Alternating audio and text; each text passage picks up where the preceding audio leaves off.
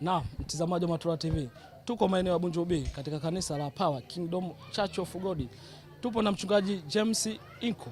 Leo anahitimisha degree yake ya 3 ambayo alipata nje ya nchi, lakini kubwa zaidi, mtumishi nabii, mwana falsafa James Inko ana degree, ana stashahada ambayo inamwezesha kufanya dini, kueneza neno la Mungu duniani pasipo kubuguziwa na mtu yoyote yule. Mimi naitwa James Ndaskoi Inko, ni askofu wa makanisa ya PKCG katika nchi ya Tanzania na nje ya Tanzania.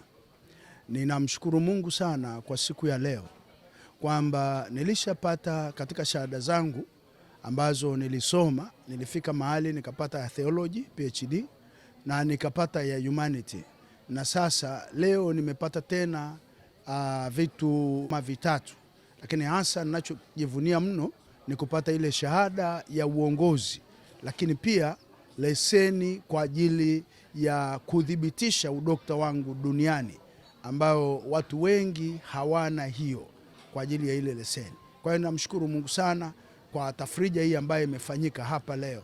Ninamshukuru Mungu sana. Apostle, mchungaji, mwana falsafa, una majina mengi sana katika kutekeleza neno la Mungu. Hii inaashiria nini katika upande wako? Inaashiria kile kitu ambacho Mungu aliponiita niliamua kumfuata huyo Mungu.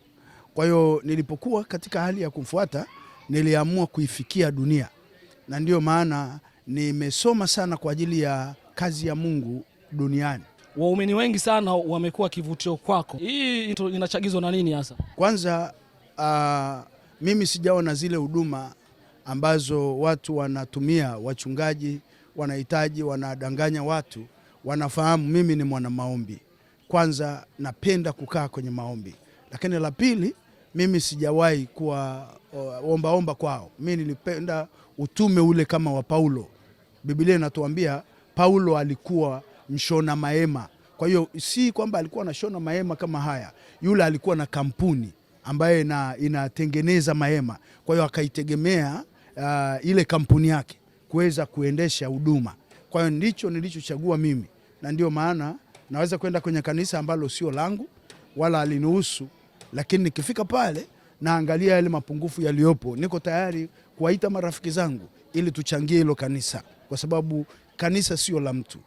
Ndio. Wakati unakabidhiwa vyeti vya kuhitimu stashahada yako ya 3, machozi alikuwa nakulenga, inaashiria ni furaha sana. Unahisi utavitumia vipi hivi vyeti katika kuitekeleza dini?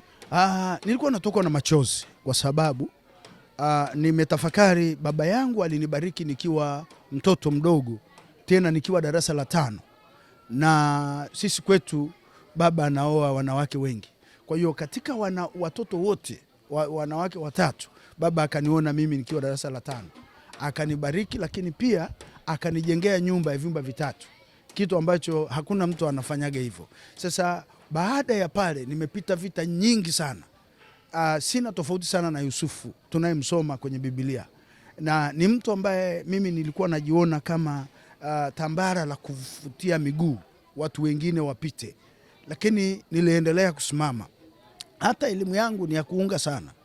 Unaposikia leo hii na PhD, hata sekondari mimi nilishindwa, lakini nilipopata mlango mwingine nilienda kujifunza na darasa hili la huku wanaita QT sijui. Nikaenda nikasoma nje kule Kenya, nikaja na cheti nikabadilisha, na hatimaye nikaajiriwa mahali fulani.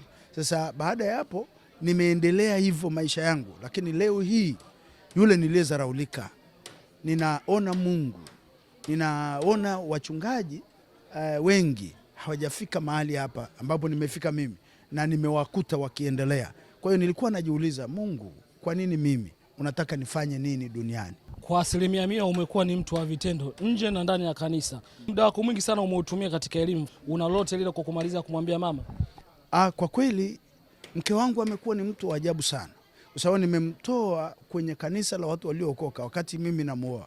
Kwa hiyo alisimama kwa uaminifu. Sio mama ambaye anaweza leo akakuona unaongea na mama fulani alafu akaanza kukuwazia mambo ya ajabu. Tena yeye ndiye atamleta huyo mwanamke ili uongee naye, umuombee. Hajawahi kuwa na mawazo ya ajabu. Kwa hiyo mimi niseme nampongeza huyu mama mi namuona kama lulu kwangu, kwamba ameshika huduma, hana mambo haya yanayoona kwa wakina mama wengine wa wachungaji. Nilishawahi kipindi fulani nikatoa gari nikambariki tu mtu, alafu yule mtu niliyempa sio hata mchungaji wa kanisa letu. Nilitegemea iwe vita kubwa sana kwa mama, lakini mama kitu cha kwanza ananitia moyo, hiki ndicho ulichoitiwa, songa mbele mme wangu.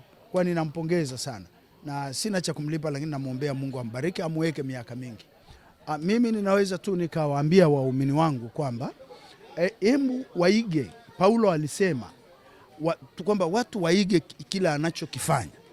Natamani washirika wangu wangeiga kuwa waombaji, wangeiga kuwa watoaji, wangeiga kumcha Mungu na kuchukua maisha yako yote kuhakikisha hata kama umekosa nafasi ya mchana, lakini jioni unaenda kukaa na Mungu. Kwa hiyo ningetamani kuwaambia washirika wangu kwamba hebu wasome matendo yale ambayo nimekuwa nikiyafanya na wao wakayafanya. Naam, huyu alikuwa ni mchungaji, nabii, mwanafalsafa. Yote ni majina yake kulingana na utumishi wake ndani ya Kikristo. James Inko, mwanafalsafa, mwana mazingira, vyote ni vyake. Ana degree ambayo inamwezesha kutangaza dini, kueneza neno la Mungu duniani pasipo kubuguziwa na mtu yoyote yule. Hii ni Matola TV. Matola TV, ulipo tupo.